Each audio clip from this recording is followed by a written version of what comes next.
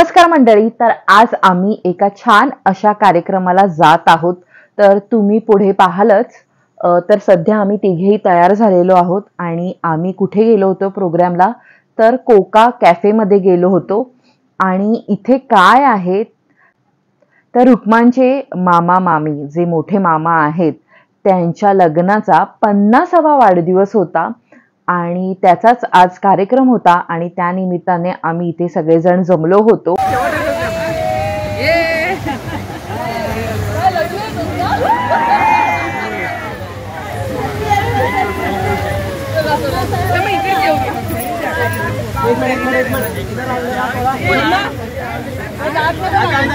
हळूहळू या, हळूहळू या. मामी घाई घाईत वर आल्या. परत जा मामी. मामी तुम्ही लवकर आले वर.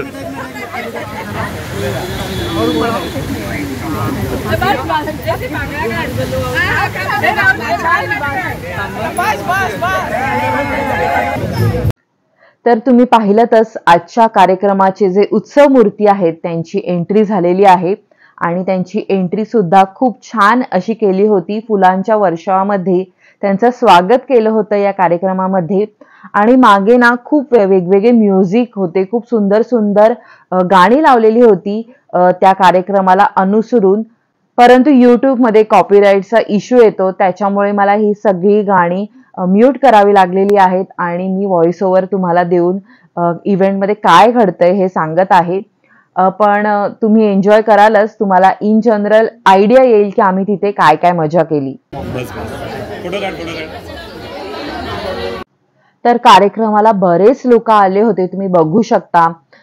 तर मामींच्या माहेरचे लोक होते आणि आम्ही ह्या साईडचे म्हणजे मामींच्या सासरचे आम्ही सगळे असे मिळून सगळ्यांनी खूप छान असा हा इव्हेंट एन्जॉय केला.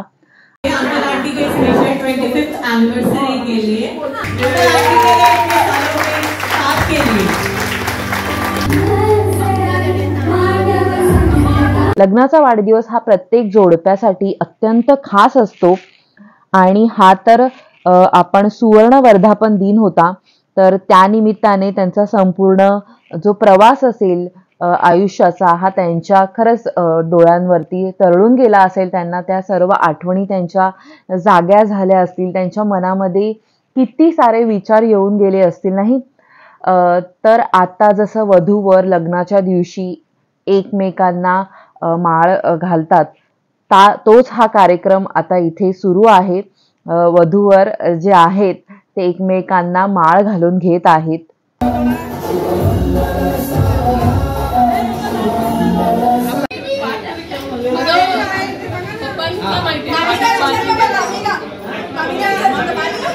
हम लोग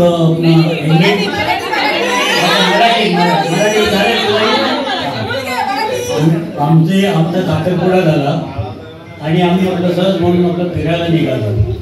दोघं जण भेटीला गेलो. बहिणीच्या इथे लक्षात भेटीला गेलो आणि पिक्चर वगैरे बघितला आणि नंतर असं गेट ऑफ इंडिया वगैरे सर्व फिरत ट्रेनला आलो. तर रात्री काहीतरी 11 11:30 झाले होते. त्या गाडीत आम्ही बसलो भेटीवरून आणि ती ह्याला आली मस्जिद बंदरला आली ट्रेन आणि जी बंद पडली ती 1 तास झाला, 2 तास झाले, 3 तासानंतर आणि आम्ही रात्री काहीतरी 2:30 वाजता काहीतरी ठाणा स्टेशनला उतरलो. ठाणा स्टेशनला उतरून रिक्षा पकडली आणि रिक्षाने आम्ही गेलो. कुठे जायचं होतं त्यावेळेस आम्हाला तळेव्याला आमचे मामा आपले मुरारी भास्कर देसाई म्हणून होते, ते माझे मेवणे, त्यांच्याकडे जायचं होतं. तिथे आम्ही राहिलो होतो आणि तेव्हा गेलो तिथे आम्ही रिक्षाने वगैरे. रिक्षावाला पण बरा होता बिचारा, त्याने नेलं आम्हाला, सोडलं आणि आम्ही गेलो तिथे वरती दारच उघडत नाहीत कोण. ह्या पण वहिनी पण या माझ्या मोठ्या वहिनी तिथे पण होत्या, कोणच दार उघडत नाही. 15 मिनिटं झाली, अर्धा तास झाला. आता बोललो काय करायचं, बोललो आपण तू आता माझ्या घरी चल म्हणजे कुठे जेवण सोसायटी. असं करता करता वहिनींनी दार उघडलं आणि मग आमची एंट्री झाली. पण कुणी काय आम्हाला विचारलं नाही का बाबा एवढा वेळ झाला, काय अशा तुम्ही एवढा लेट केलं वगैरे, असं ते आमचे एक किस्सा मी तुम्हाला सांगितलं. बघा कसं आहे. Thank you thank you sir Thanks so much. Now auntie's turn.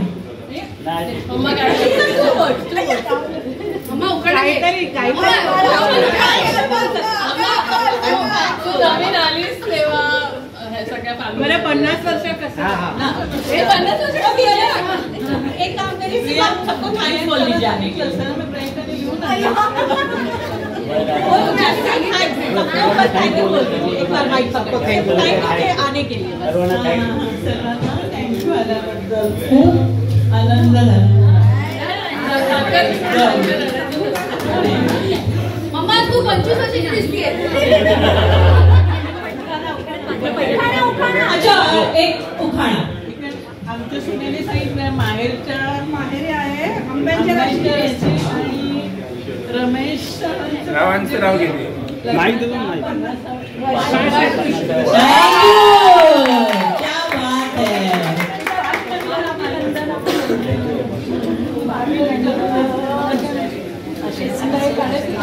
तर मामांनी आताच त्यांच्या आयुष्यातील एक छोटासा किस्सा सांगितला आणि आय होप तुम्हाला सुद्धा तो आवडला असेल। यस यहाँ से थोड़ा सा सर्कल प्रॉपर कर लीजिए एंड हाथ पकड़ लीजिए so will get a proper one big circle. Ma'am यहाँ से ज्वाइन कर लीजिए बच्चों के साथ। यस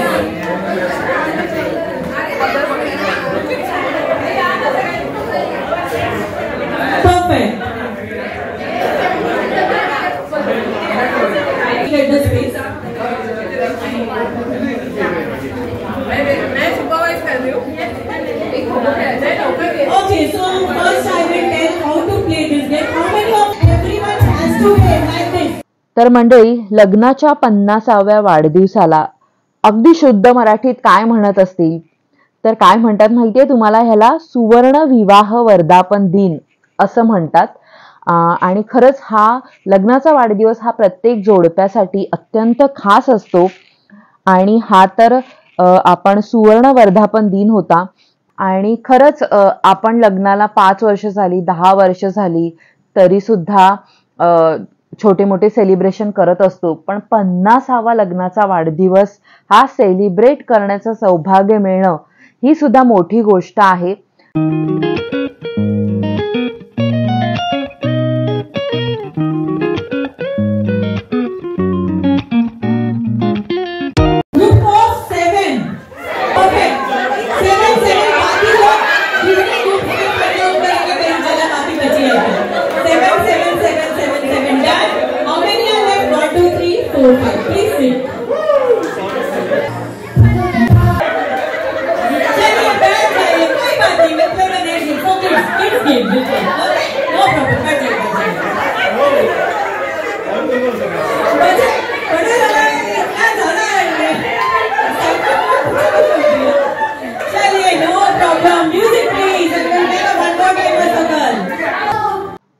तर तुम्हाला एक गंमत सांगते। ॲक्च्युली माझी जी फॅमिली आहे म्हणजे माझ्या आईकडचे सर्वजण ते खूप शाय आहेत, इंट्रोवर्ट आहेत आणि इकडची जी फॅमिली आहे ते खूप फन लव्हिंग आहेत, सर्वजण खूप एन्जॉय करतात, सगळे असे ओपन आहेत।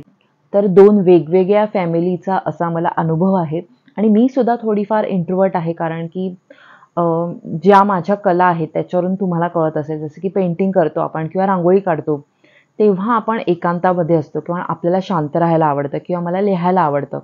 माझ्या स्वभावाच्या अगदी विरुद्ध अशा क्षेत्रामध्ये मी कार्यरत होते। तर मी HR डिपार्टमेंटमध्ये होते। म्हणजे तुम्ही विचार करा, मला अख्खा दिवस लोकांशी बोलावं लागायचं, मी हायरिंगचं काम करायचे, मी ट्रेनिंगचं काम करायचे। तर माझ्या मूळ स्वभावाच्या 360 डिग्री वेगळं असं मी काम सुद्धा करत होते आणि ह्यातच मजा आहे की तुम्ही जसे असताना तसंच तुम्ही काम स्वीकारता किंवा तशाच जर तुम्ही एन्व्हायरमेंटमध्ये राहाल ना तर एक संधपणा येतो आपल्या स्वभावाला किंवा आपल्या आयुष्याला। त्याच्यामुळे त्याच्या विरुद्ध जर आपण गोष्टी केल्या तर आयुष्यामध्ये खरंच खूप मजा असते।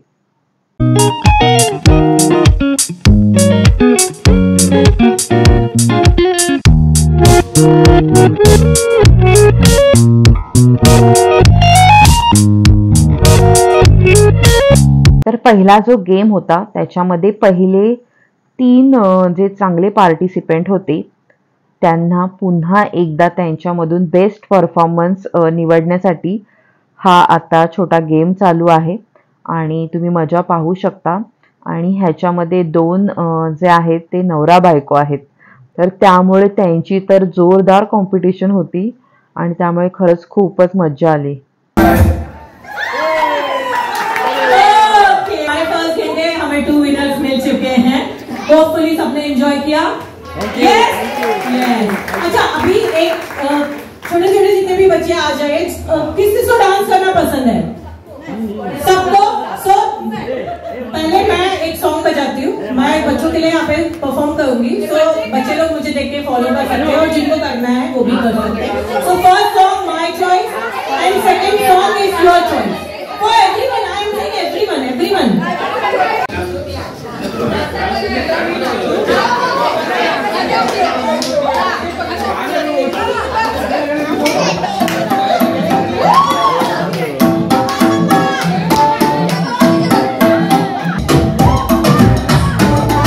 तुम्ही पाहतच आहात की सर्वजण गाण्याच्या तालावरती थिरकत आहेत.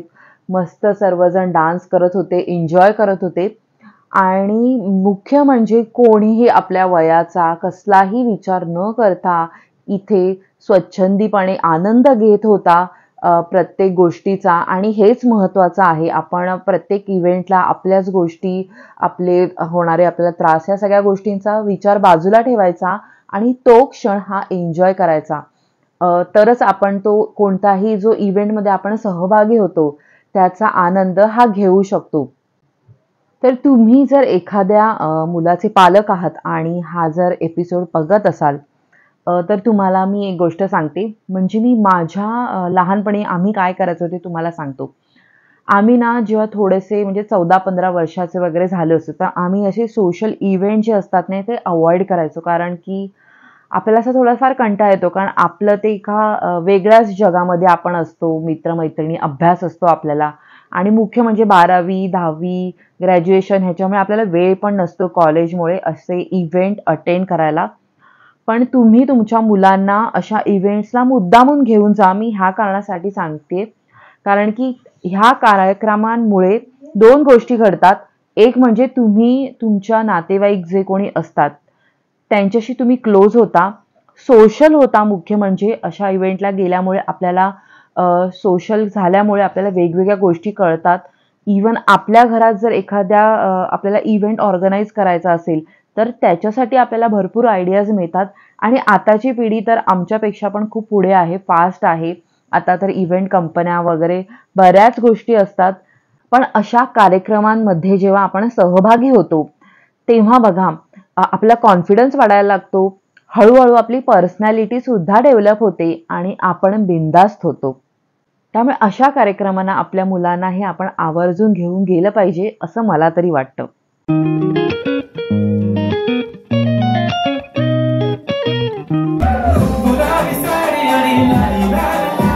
तर इथे तुम्ही बघू शकता आता डान्स सुरू आहे, पण ह्याच्यानंतर ना एक गेम सुरू होणार आहे. तर हा गेम कसा होता ते सुद्धा मी तुम्हाला सांगते की प्रत्येकाला म्हणजे लाईनमध्ये असं उभं केलेलं होतं. 2 ग्रुप केलेले होते आणि जो टीम लीडर असेल त्याला काही ॲक्शन सांगितलेल्या होत्या. म्हणजे 5 ते 6 ॲक्शनचा सिक्वेन्स सांगितलेला होता आणि तो जो टीम लीडर आहे तो आपल्या पुढच्या जो समोर जी व्यक्ती असेल ग्रुपमधील त्याला ती ॲक्टिंग करून दाखवणार आणि त्याने मग पुढे सांगायचं. तर असं करत करत शेवटची व्यक्ती काय ॲक्टिंग करत आहे, म्हणजे ते पहिल्या जे लीडरने जे सांगितलेलं होतं ती ॲक्शन आणि ही ॲक्शन ह्याच्यामध्ये साम्य आहे का हे चेक करायचा होता. असा हा गेम होता. तर खूप धमाल आली, तुम्ही बघालच पुढे. अशा कार्यक्रमांबद्दलची तुम्हाला एक मजा सांगते. माझा एक वैयक्तिक तुम्हाला किस्सा सांगते की मी जवळजवळ ना 15 वर्ष बाय प्रोफेशन HR ह्या डिपार्टमेंटमध्ये कार्यरत होते. तर आम्हाला ना प्रत्येक इव्हेंट हा ऑर्गनाईज करावा लागायचा. म्हणजे आम्हीच ऑर्गनायझिंग टीममध्ये असल्यामुळे एम्प्लॉईजसाठी वेगवेगळे गेम्स ऑर्गनाईज करायचे, त्यांच्यासाठी गिफ्ट आणायचे, हे सगळं काम आम्हालाच करावं लागायचं. त्याच्यामुळे आम्ही कधीच पार्टिसिपंट म्हणून कोणत्या कार्यक्रमामध्ये सहभागी होऊ शकायचो नाहीत. आणि आम्ही फक्त म्हणजे बघण्याचं काम करायचो की एम्प्लॉईज मस्त एन्जॉय करतायत आणि छान सहभागी झाल्यानंतर त्यांना गिफ्ट वगैरे द्यायचे. त्यामुळे आम्हाला कधीच गिफ्ट पण मिळायची नाहीत आणि आम्हाला त्या गोष्टीमध्ये एन्जॉय करण्याऐवजी आम्हाला ना उलटं दडपणच असायचं प्रत्येक इव्हेंटच्या वेळी की हा इव्हेंट सक्सेसफुल होईल ना, नीट झाला पाहिजे, व्यवस्थित पार पडला पाहिजे, ह्याच्यात काही चूक झाली नाही पाहिजे. तर आता मी दुसऱ्या साईडला जेव्हा असते ना ॲज अ पार्टिसिपंट, तेव्हा मला एक वेगळा अनुभव असतो हा माझ्यासाठी.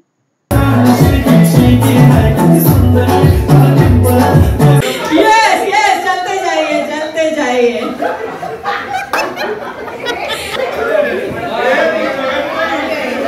Yes yes yes yes yes. हाँ, सामने सामने देखिए, सामने देखिए. चलिए चलिए, नेक्स्ट पर्सन.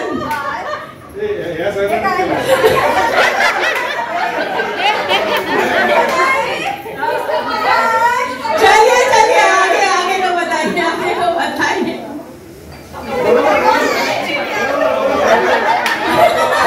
चलिए ओके, तो जिन्हें फर्स्ट स्टार्ट किया था वो बताएंगी कि एग्जैक्ट क्या था. मैम आप आगे आ जाइए और आप बताएंगी कि आपने क्या एक्शन किया था. यस, फर्स्ट कपड़े धोने कपड़ा डालने का है, बाल्टी उठाने का है, जाने का है.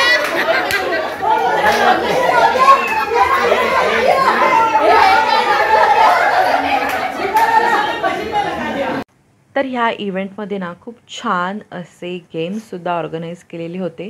त्याच्यामुळे वेळ कसा गेला हे आम्हाला कळलंच नाही. खूप मजा आली. आणि हा तर जो गेम होता ना त्याच्यामध्ये प्रत्येकजण जी ॲक्शन करत होते ते बघून तर खूपच धमाल येत होती.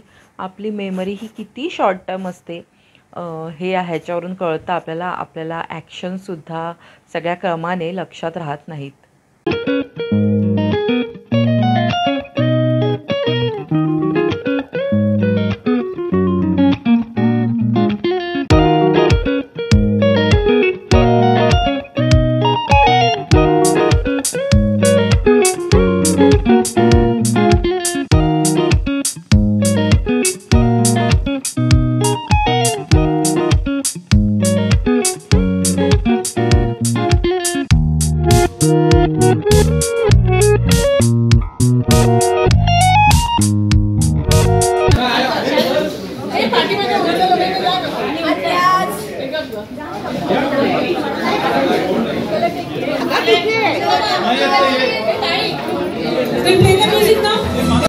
तर मंडळी, हा जो व्हेन्यू आहे जिथे हा इव्हेंट ऑर्गनाईज झालेला होता तर त्याबद्दल थोडीशी माहिती देते. तर हा जो कोका कॅफे आहे तर हा कॅफे ठाण्यामध्येच आहे, ठाणा वेस्टला आहे. ह्याचा डिटेल ॲड्रेस मी डिस्क्रिप्शन बॉक्समध्ये देते आहे, तर तिथे जाऊन तुम्ही चेक करू शकता.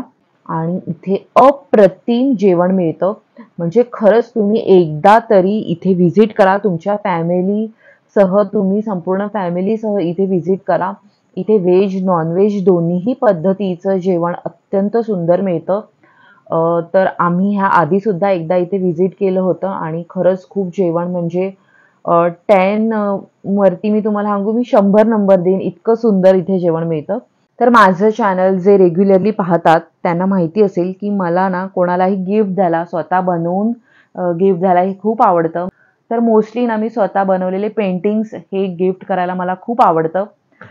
तर मामा मामींना मी काय गिफ्ट देऊ हा मी विचार करत होते. आणि 50वा लग्नाचा वाढदिवस आहे, त्यानिमित्ताने मी विचार केला राधाकृष्णाच्या चित्राशिवाय वेगळं अजून काय गिफ्ट होऊ शकतं. कारण की प्रेमाचं प्रतीक असलेला एकच देव ह्या जगामध्ये आहे, ते म्हणजे राधा आणि कृष्ण, जे एकमेकांपासून कधी वेगळे होऊ शकत नाहीत. तर ह्या अनोख्या अशा नात्यासाठी, ह्या अनोखं असं जे त्यांच्या एवढ्या वर्षाचं जे बॉन्डिंग आहे त्याच्यासाठी हे समर्पित असं चित्र मला त्यांना बनवून द्यावंसं वाटलं. आणि तुम्ही बघत असाल तर कमेंट्समध्ये मला नक्की कळवा आजचा हा भाग तुम्हाला कसा वाटला.